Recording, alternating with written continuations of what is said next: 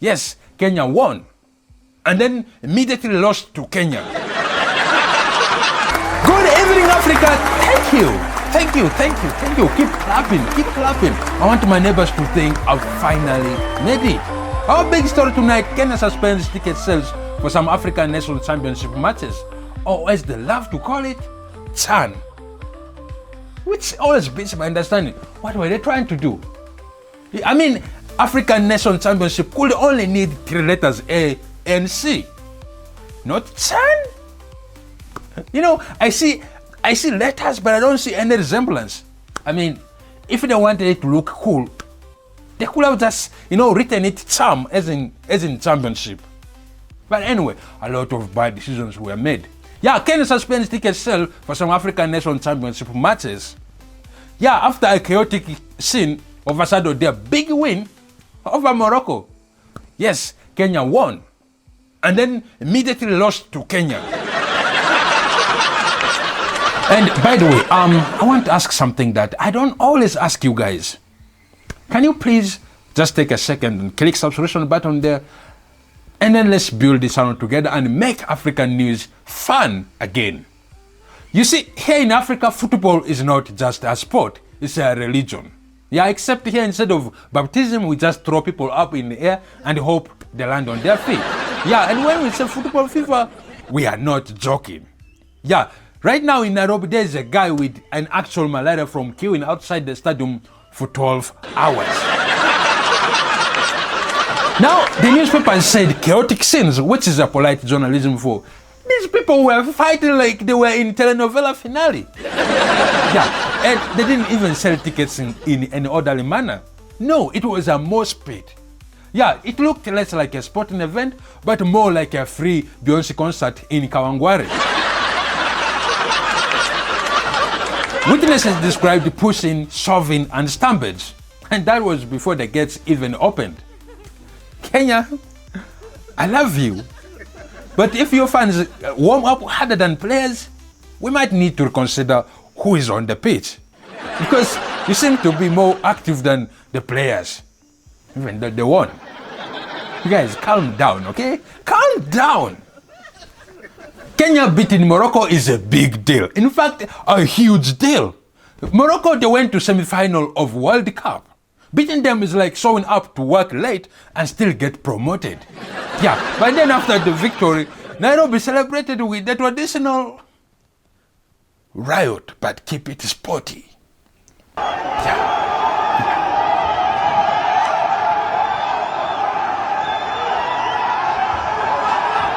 The real MVP wasn't even on the field. It was the guy who managed to live with an actual stadium seat under his arm. So, if you're watching, I hope you're enjoying your new living room furniture. Just remember, if it's still bolted on the ground, it's not technically a merchandise, so you've gotta sneak it. And now that the ticket sales are suspended, the street market is booming. The guys who were selling roasted maize yesterday are now ticket brokers. You walk up to them and they whisper, you want a front row, upper deck? Or you want to just stand behind the guy selling boiled eggs? Yeah, and they charge double the price, plus surcharges if you ask for change. Yeah. Officials said the decision was made to ensure fan safety, which is the government code for we cannot guarantee that you won't get punched before they kick off. At this rate, Kenya's next match will be broadcasted live from a secret location. Even then, your uncle will still know a person who knows a guy who can get you in. And you've gotta love Kenyan priorities. They suspended ticket sales to protect fans.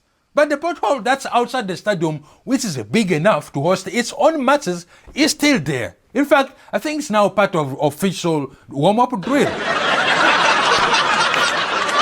By the way, now that you've watched up here, let me ask you a question. Who here has ever fought for a football ticket? Be honest. Leave it in the comment section.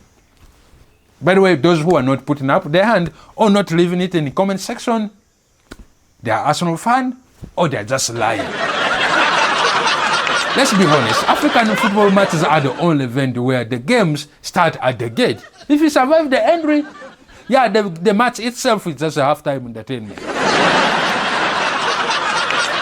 The security tried to control the crowd, but this is Kenya. The crowd is the security. You can't throw someone out for pushing when the guy pushing is also the one supposed to stamp your tickets. Oh, now it makes sense. CHAN stands for chaos happening at Nairobi. Honestly, if you haven't risked your life for a stadium seat, you're not a real African football fan. You're just a tourist with a snack. So next week's game will be invite only, and by invite only, I mean you need to know your cousin's girlfriend's aunt who knows a guy, who knows a guy, and who knows a girl who once sold boiled eggs to, assistant coach's baba, who knows a guy, who knows a guy, and who knows a guy who can get you in. Yeah, but until then, may your football be peaceful, tickets be affordable, and your elbows be soft. Because here, the first goal is just by getting through the gate. My name is Gilbert Drapari, and this is the Let's Feed Africa. We'll be right back. And please, again, do not forget to subscribe. Because here is the proof. When foreign troops are stationed in your country, they are not just representing their flag. They are the working ambassadors. Yeah, and right now, Batuk's ambassadors are making British look less like a home of Queen's Guards and more like the home of Queen's scandals. Good evening, Africa. Welcome to the Let's Feed Africa, the show that gives you the news, the laughs, and just enough discomfort to make you question whether you should still have dinner. We start tonight in Kenya, the home of breathtaking landscapes, amazing wildlife, and apparently a British army base where the only thing more common than a camouflage is questionable morals.